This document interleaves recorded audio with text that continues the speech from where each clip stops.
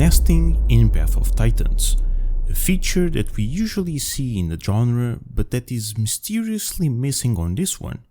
And it's not that it's not planned to be. It was the fourth stretch goal during the game's Kickstarter, it was shown multiple times during live streams a few years ago, you can even see it on one of the loading screens every time you boot the server. So, where is it?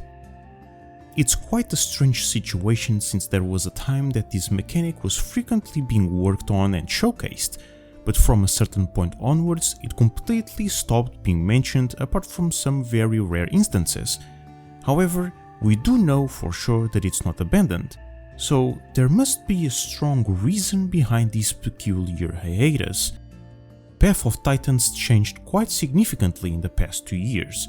New engine, new map, Dinosaur remodels, many new mechanics implemented, full mod support, community servers, and the list goes on. It wouldn't be surprising if nesting was delayed for quite a long time so developers could prioritize more important aspects of the game.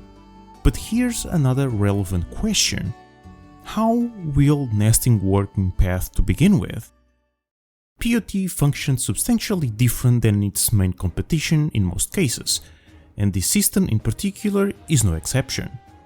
Despite being a survival game at heart, Path has a lot of MMO-inspired features and design philosophies that affect how the game is perceived and played. In the Isle, for instance, nesting is a core pillar of its gameplay due to the immersive experience the game intends to provide. There, every single mechanic is tailored with immersion in mind, to make you lose yourself in the world they created. And for the Isle, nesting is one step of the player's life cycle, and thus it is crucial for that system not only to exist, but to function in a very specific way. Beast of Bermudas work in a similar fashion, but it has a more utilitarian spin to it, being more of a tool to spawn cool skin dinos or more powerful versions of themselves through inheritances, rather than a social mechanic that enhances the game's immersion. Obviously it does that to an extent, but it's not its priority. On Path, neither of these methods would fit the type of game it's offering. They would do what they are supposed to do, of course, but they wouldn't improve the game's experience all that much and feel more like a gimmick than anything else. But how is that, I hear you ask? You see, Path is extremely centered around two unique elements: customization and progression. Let's begin with the former. In-game, pretty much everything can be altered by the players. People can pick their dino subspecies, giving them different bonuses, they can switch and modify their skins anywhere at any time, dinosaurs have numerous abilities and limited slots which promotes customization that fits the player's playstyle, server owners can pick the map they want, change most stats of any creature, add mods and even completely change how the game itself works by adding or removing certain features such as passive growth or permadeath.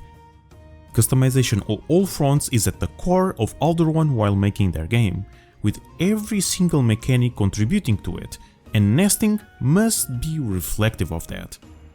In the other titles I previously mentioned, that system presents limitation to the player, but those restrictions are intentional.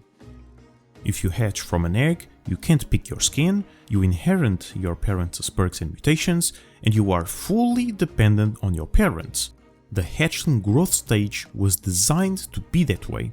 It was designed for you to have heavy handicaps on your initial gameplay experience in exchange for unique, long-lasting benefits that you wouldn't have otherwise.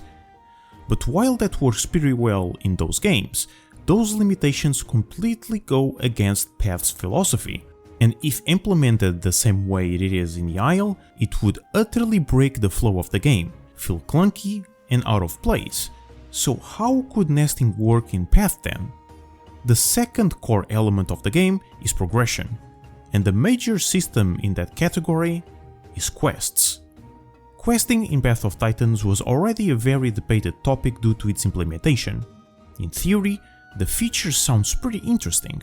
Quests in MMOs and RPGs have the potential of being an extremely enjoyable part of its gameplay. Unfortunately, PoT's execution left much to be desired. What we have at the moment is by far the most rudimentary and uninteresting version of what a quest system could be, with the vast majority of them being collectible quests where you need to gather a certain amount of items. That's just straight up boring. It's not mentally stimulating, it doesn't teach the player anything about the world, it's not even that engaging. And to make things worse, by default, this is the only way players can grow their dinosaurs. I made a video a while ago regarding growth in Path if you guys are interested, but what matters here is that the devs are aware of this and already informed us that the quest system will be expanded and reworked throughout the game's development. But what does that have to do with nesting though? Quite a lot actually. And here's why. The obvious correlation we can make is that nesting would bring a bunch of new quest types that we don't have yet, like a quest to find a mate, build a nest, nest people, you know, what it is expected. However, I believe that there's something beyond that. Something that has the potential to improve the game on a much larger scale. Apart from nesting and quests, we also know that AI is gonna be a significant part of Path's gameplay. In fact, AI dinos were being shown even before nesting, but just like the latter, it also disappeared from streams and blog posts. And I have a theory. Let's think about it through this lens. A player spawning through eggs wouldn't be impactful enough for the simple fact that it would barely benefit the player in question. Hatchlings in Path are not designed, at least at the moment, to be dependent. They are capable of surviving and thriving by themselves. In fact, in those circumstances, being nested would be actually a negative, since they would spawn close to other people, which increases the probability of predators appearing. Where spawning in the wild, players are able to hide and remain silent to avoid being seen. In addition, many bonuses players get for being nested in other games wouldn't work in Path. Skins can be changed all the time, and so are abilities.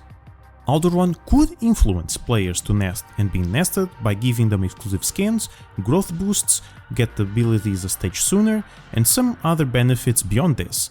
But by doing this, not only it would still not be enough for people to want to nest, but now players would feel forced to nest to get the statistical edge or that exclusive skin. And that's something that you as a developer desperately want to avoid. How I think that mechanic is going to work is a bit different. I believe that both nesting and AI disappearing from the radar a long time ago was not a coincidence. I believe that they are intertwined. And here's how.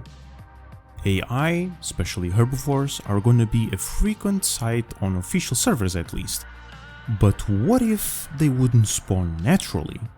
Or at least exclusively naturally? Imagine this scenario.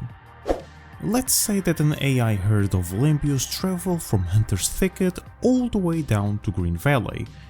Throughout their journey, some would be picked off by predators and their numbers would dwindle over time, but once they reach their destination, it's now time to make babies. A nesting ground would form and the lambios would begin to breed.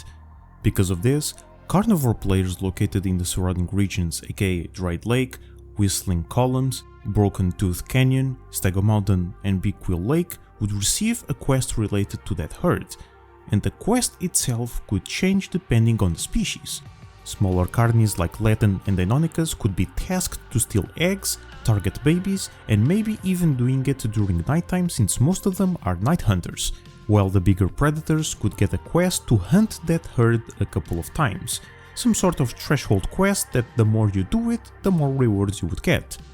This would make questing vastly more dynamic, but most importantly, more engaging.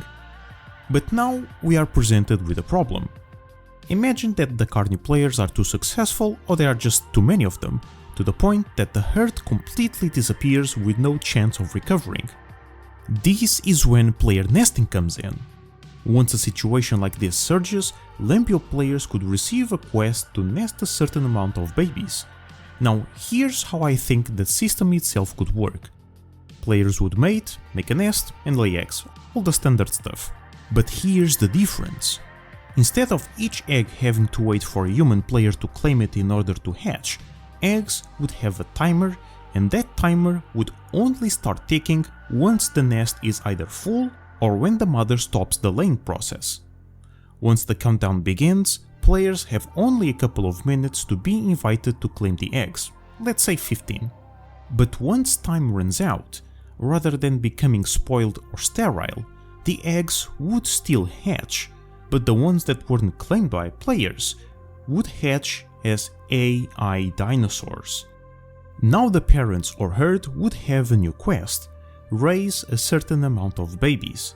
And the certain amount is important, because that would mean that players could fail the quest. At the moment, quests can only be failed if the player leaves the area, if they run out of time, or if they die. But in this circumstance, players could now fail due to other players, because carnivores would receive hunting quests towards the player herd just like they got with the AI herd. These would finally add stakes into doing quests, implementing consequences for playing badly, not only improving quests but also vastly increasing player interaction, most importantly Carni versus Herbie player interaction.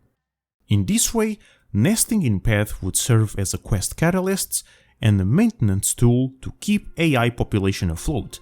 Quests would become dynamic, diverse, and a lot more active and stimulating. The possibilities are really extensive. Apex carnivores could receive different quests depending on their growth stage, focusing on stealing eggs and killing babies as an adolescent, while focusing on killing adult herbies once it becomes an adult.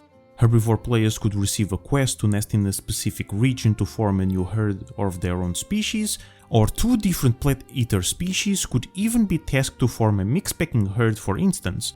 I'm not necessarily saying that all these ideas could work, but with this system, they would become a possibility. Nesting would be a foundation for both social interactions between players and a quest generator that would expand the portion of the game in a way that could potentially be considerably more enjoyable. But what do you guys think? Would you like this nesting format? Let me know in the comments below. A huge thank you to my Patreon supporters for supporting the channel and the content I create. If you wanna join the ranks, you can do so for only $1 a month, the link will be in the description.